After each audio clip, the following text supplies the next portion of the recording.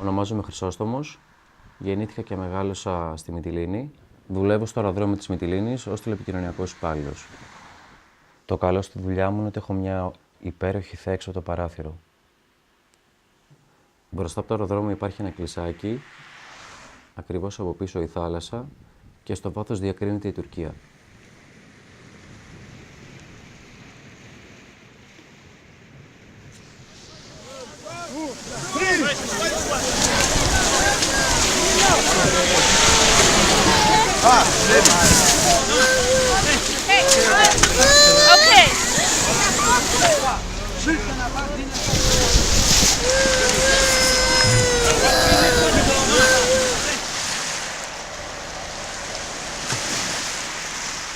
Απλά προσευχόμαστε για μια ήρεμη θάλασσα.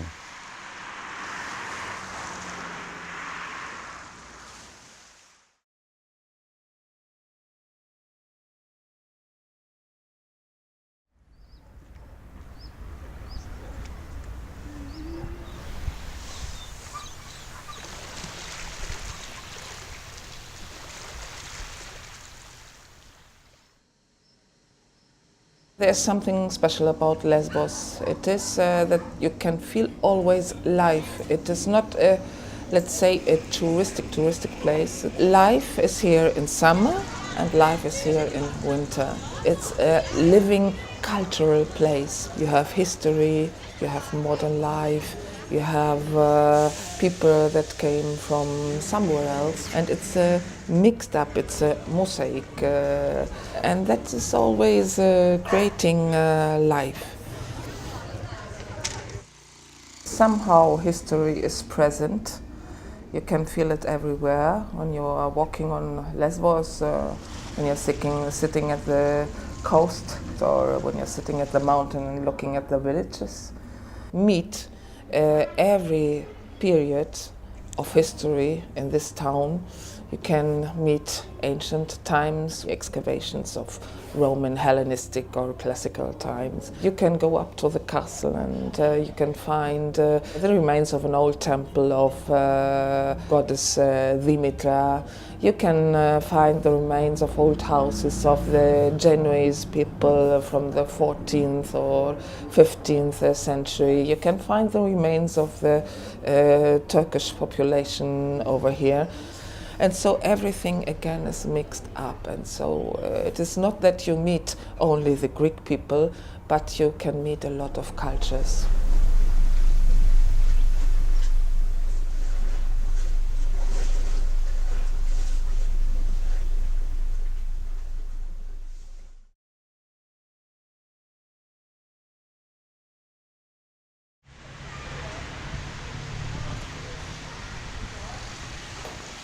Γεννήθηκα στη Μυτιλήνη λοιπόν εγώ πλέον το 24 Πρώτου του 57.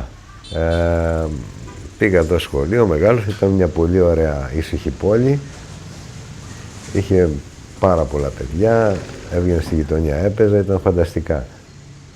Όλα είναι ήσυχα, η θάλασσα είναι 100 μέτρα από το σπίτι μας. Μπορούμε να πάμε σε μια παραλία σε 5 λεπτά, μπορούμε να πάμε σε ένα βουνό σε μισή ώρα, να βρεθούμε μέσα σε καστανιές ή σε πεύκα.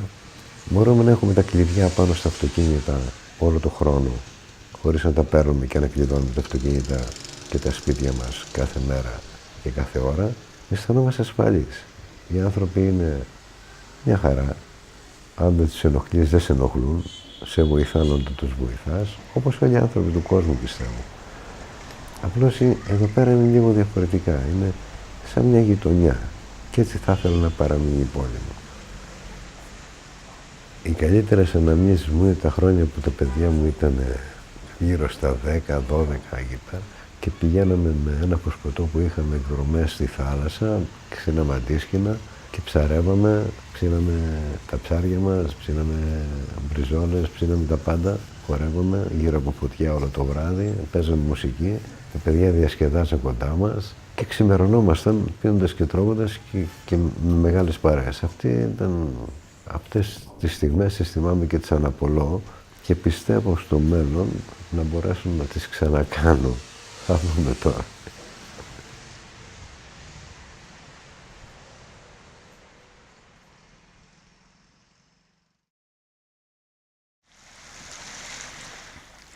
I think I will never look out on an ocean again the same way, because you'll always be looking for that little orange dot in the sea. So going home would be so weird, looking out to the ocean, because you always have that in mind that you're scouting for something. The first thing that happens is that the lifeguards go in the water and dragging the boat in. Sometimes the people are super happy on the boats, the refugees, so they clap and they yell, and sometimes it's completely still. From what I've seen, they kind of rushing to come off the boat, which is pretty understandable.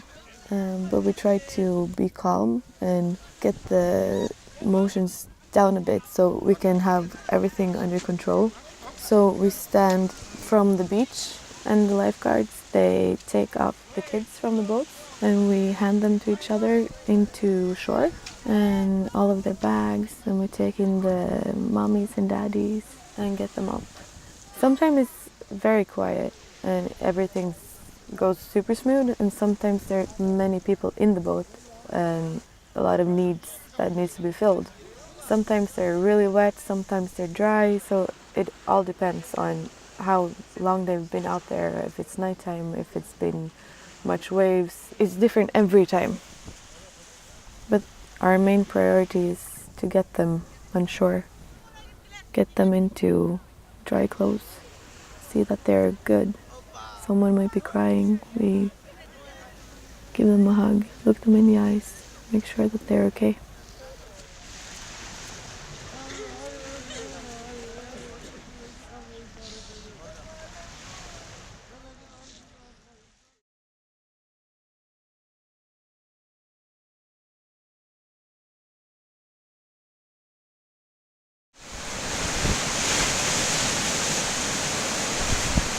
لما عبرنا البحر والحمد لله كان أمواج مو قوية، كان البحر هادي والشمس طلعت، وكان الرحلة يعني خطيرة طول الطريق. تصور إنه راح نغرق لأن القارب محمل بأكثر من طاقته، حتى خشينا أن نغرق، لكن هذه مخاطرة اضطررنا لها كلنا لكي نصل إلى الجانب الآخر، إلى أوروبا، إلى الحرية، إلى الديمقراطية.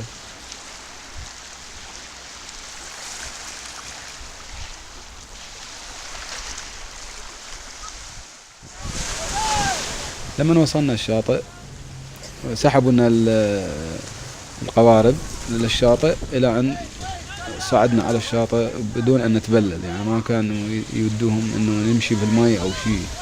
استقبلونا، كانوا هناك متطوعين من منظمات إنسانية استقبلونا وقالوا لنا هل تحتاجون إلى ماء، هل تحتاجون إلى طبيب.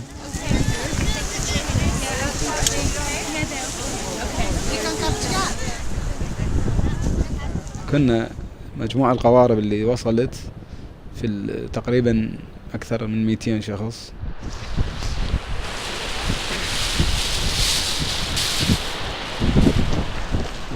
وقالوا راح يجي الباص ياخذكم على الكامب وتقدمون هناك على الحصول على بطاقة المرور واللي اسمها الخارطية.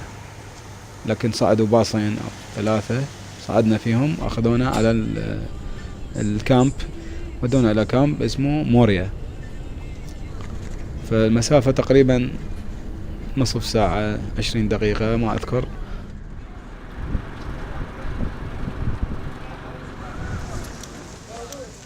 فقط اللي يدخلوا. فإحنا تركنا المقابلة، دخلنا إلى المخيم، وجدنا عوائل كثيرة نايمة على الأرض، عوائل كثيرة نايمة على مخيمات، عوائل قليلة في الكابينات.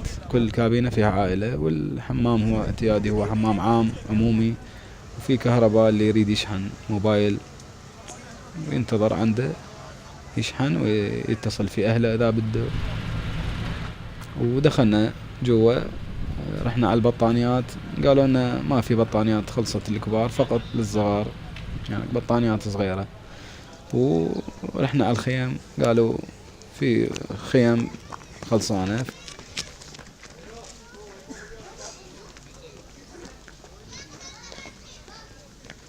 قررت السفر بعد أن سمعت من أصدقاء لي أن هناك دول في أوروبا تستقبل العراقيين اللاجئين المعرضين للخطر.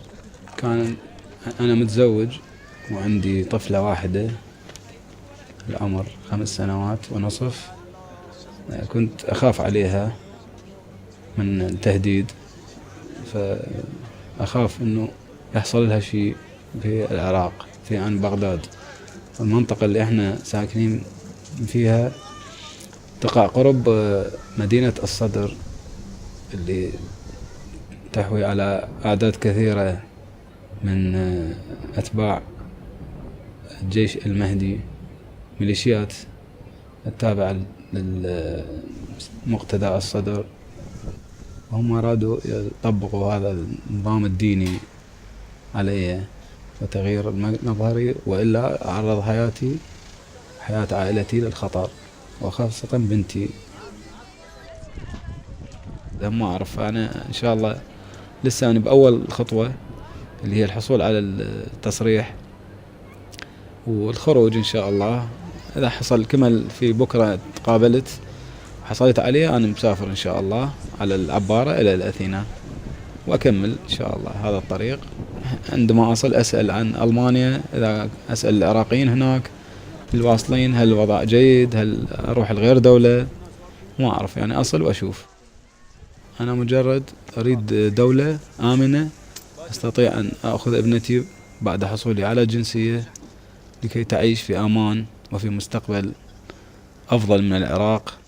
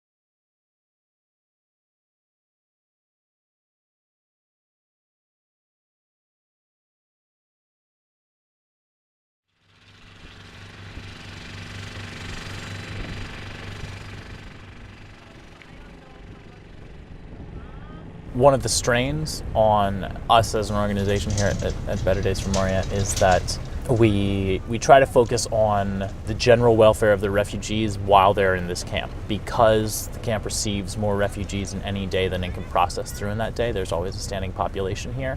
And our focus is mostly on the time that they spend here.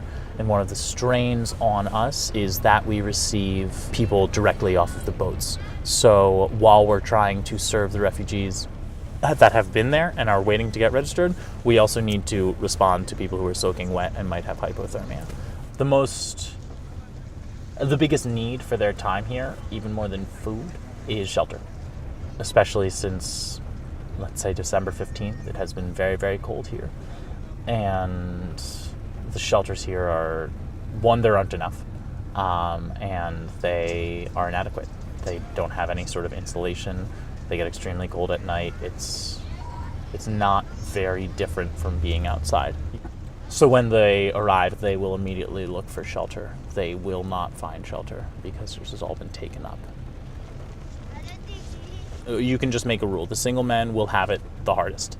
There are more of them than any other group, and they are expected to, simply because they are single men, because of what and who they are, be capable of enduring harsher conditions than anybody else.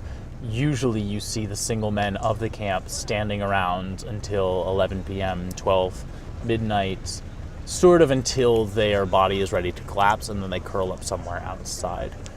In conditions like the rain, they can't do that, and it becomes a lot more difficult, a lot more combustible. I don't know where we're going to put all of the single men tonight. A lot of them have been up for if they arrived early this morning, they've been awake for 24 hours already. They will probably be awake for about that long starting now, because they won't be sleeping tonight. They will be huddling under whatever sort of roof covering they can find.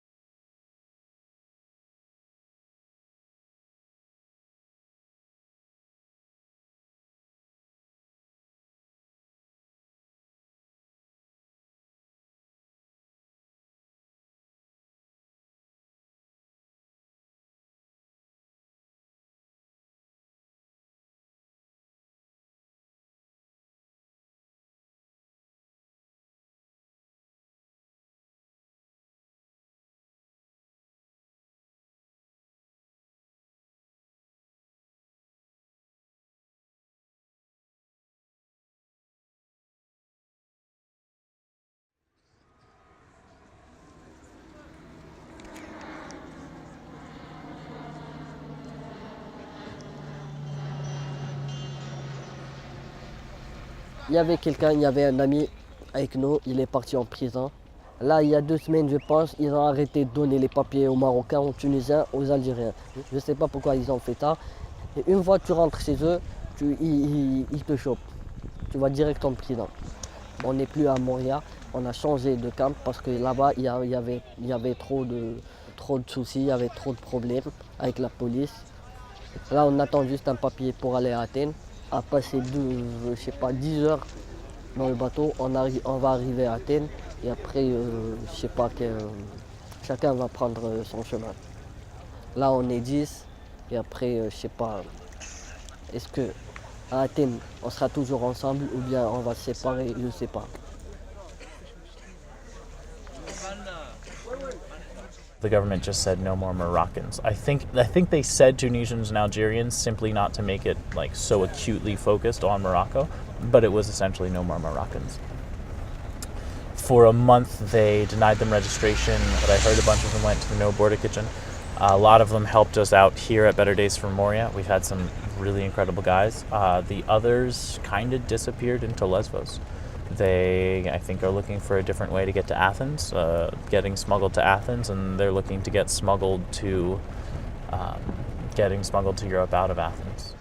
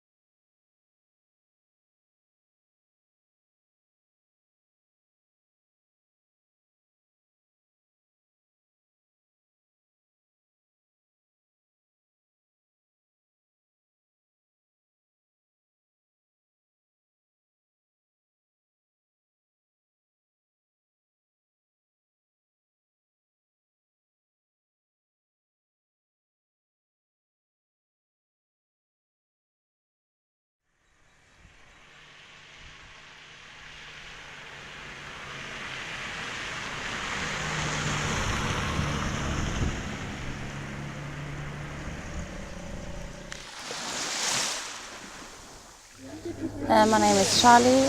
I'm from Norway. I work as a coordinator for Drop in the Ocean here at Lesvos. Drop in the Ocean started as a Facebook group. It was a mother of 5 who has lived in Greece for 8 years. It was mainly then just for her family and friends to show them what's going on here. And then suddenly it was several thousand followers in her group. And the first group of volunteers went down under the name of Drop in the Ocean in September, 1st September.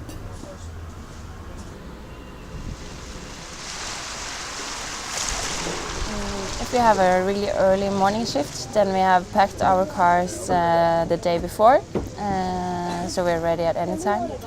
So we get in the car and we go to our zone, and then we just have the binoculars, go up to a really good viewpoint. Then we use binoculars to check the water, and we call each other if there's a lot of boats. So we have this road called a dirt road, which is a terrible road. It goes up and down and it's super bumpy. We drive back and forth. And the minute someone catches a boat in the sea, you will figure it out pretty fast, because then it's like 5 or 6, 7, 8 cars driving the same direction. You just follow or you see them coming to you. Do you know what Hamdulillah means? I say it in Dutch. Thank you, God.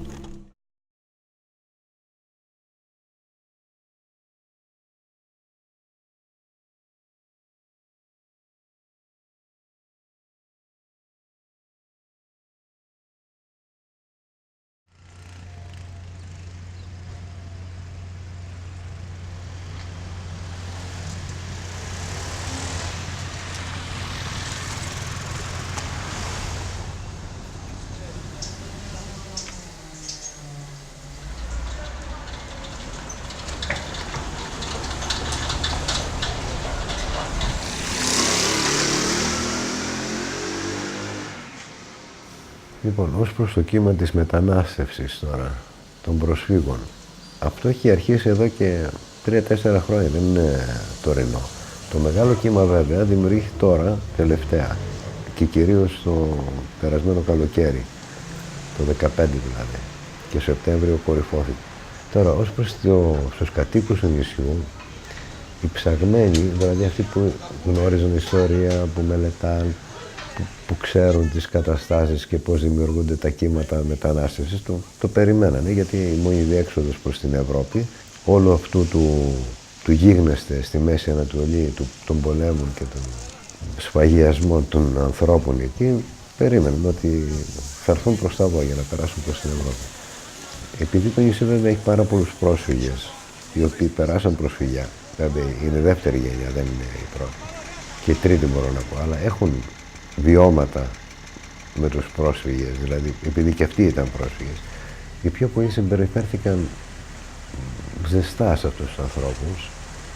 Υπήρχαν βέβαια και κάποιοι οι οποίοι τους έβλεπαν με μάτι για να τους σκοτώσουν, αλλά εν πάση περιπτώσει σιγά σιγά βλέποντας τη δυστυχία τους, τα παιδάκια αυτά όλα μες στον δρόμο και όλη αυτή την ταλαιπωρία, ίσως να φέραν τις ζωές αυτών όλων. Και τελικά πιστεύω ότι συμπεριφέρθηκαν καλά.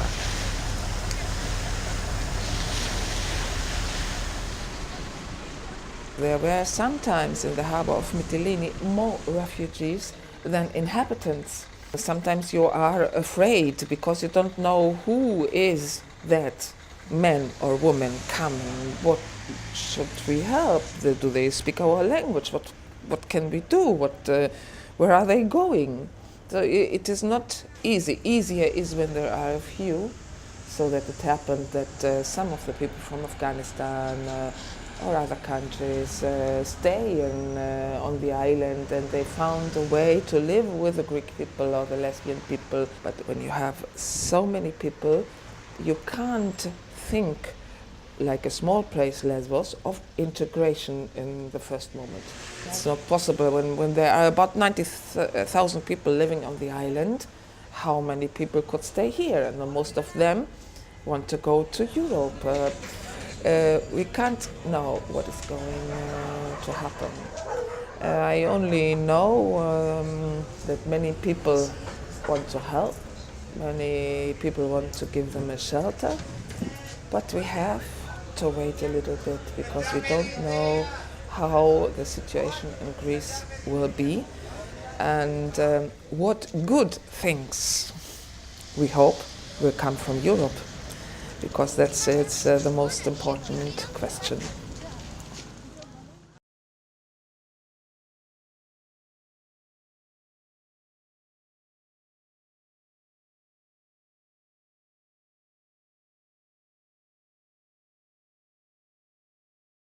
And people keep asking me, are you bored of doing the same thing? And not at all, because it's different people and they love it.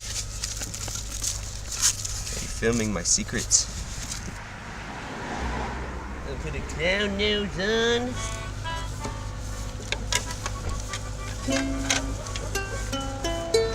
Cosmos song.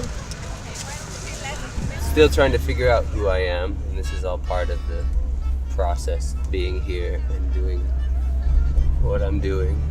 I guess I'm a circus performer, musician, raised in Alaska. We have a sailing circus now based in Greece, and we travel around all the islands and do shows with the boat. What can I say? We go into these camps, mostly on the southeast side of the island, and we go in and there's kids from all over, from not just from Syria and Afghanistan and Iran, but also Morocco and Algeria and Pakistan, and people from all over with different languages, different reasons for being here.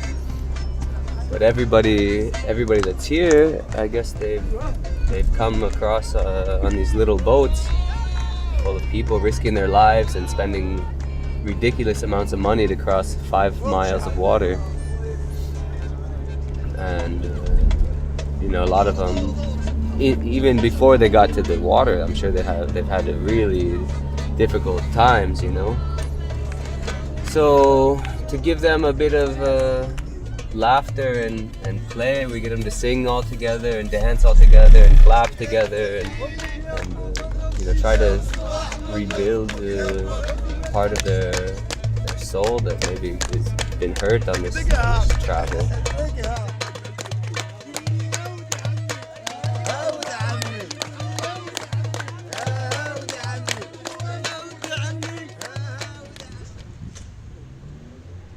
I do this because that's what I do. I've been a performer, clown for a long time now, 15 years.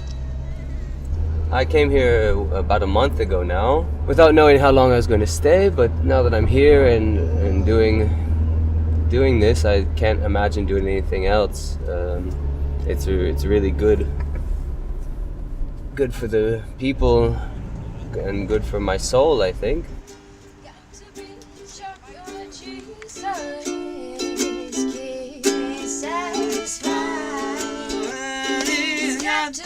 Chocolate Jesus, make me feel good inside.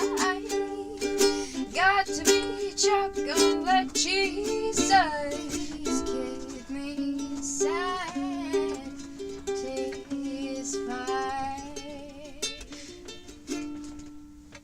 Okay, cool.